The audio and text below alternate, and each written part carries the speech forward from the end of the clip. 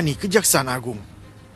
Korupsi sawit mentah atau CPO adalah salah satu korupsi dengan nilai kerugian negara terbilang besar, 17,7 triliun rupiah.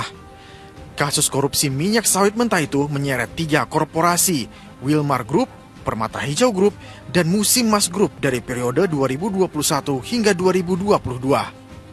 Selain kasus korupsi ekspor CPO, kasus korupsi fantastis lainnya juga tak kalah bikin heboh.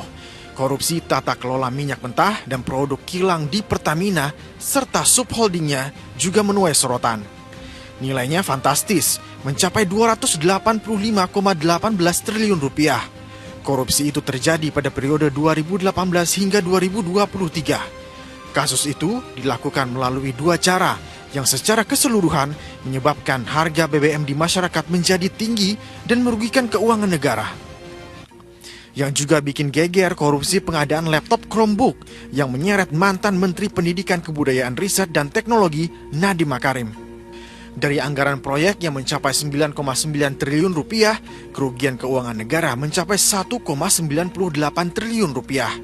Selain itu, sejumlah kasus korupsi besar juga tercatat dalam 1 tahun pemerintahan Prabowo Gibran yang masih dalam penyidikan, mulai dari korupsi kuota haji, korupsi Bank BJB, sampai pemberian kredit Sritex. Meski beberapa kali Kejaksaan Agung dan KPK mengembalikan uang hasil korupsi ke negara, namun Indonesia Corruption Watch menilai pemberantasan korupsi selama setahun terakhir mengalami kemunduran.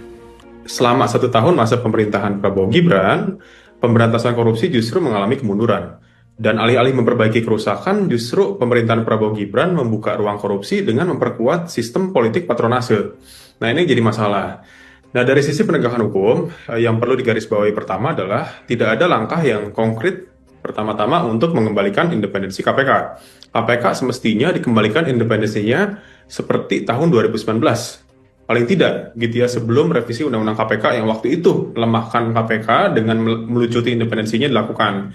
Kedua, pemberantasan korupsi juga perlu dilihat dari aspek-aspek lain, misalnya bagaimana aktor-aktor besar itu yang ditindak tidak hanya 1 atau 2, tapi juga aktor-aktornya lebih banyak lagi secara kuantitas. Keseriusan pemerintahan Prabowo Gibran dalam memberantas korupsi juga dipertanyakan saat Presiden Prabowo menyatakan akan memaafkan koruptor jika mengembalikan uang hasil korupsi. Hai para koruptor atau yang merasa pernah mencuri dari rakyat, kalau kau kembalikan yang kau curi, ya mungkin kita maafkan. Tapi kembalikan dong. ICW lagi-lagi mengkritisi langkah Presiden Prabowo. Menurut ICW, hukuman koruptor harusnya diperberat, bukan diampuni. Ya, tentunya itu adalah wacana yang sangat bertentangan dengan semangat pemberantasan korupsi. Karena yang perlu dilakukan adalah justru memperberat hukumannya, bukan justru mengampuni koruptor, gitu ya. Sayangnya itu terjadi, dan kita juga punya khawatiran kemarin kalau kita lihat ada pengembalian keuangan negara yang berjumlah besar, namun tetap kita juga perlu punya kritisisme dalam hal yang terjadi kemarin. Misalnya ketika angka yang besar dikembalikan oleh negara, tapi juga saya khawatir kalau itu dilakukan dengan semangat tadi pemaafan koruptor, justru kami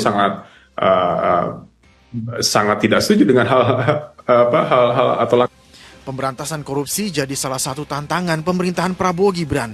Penegakan hukum yang bebas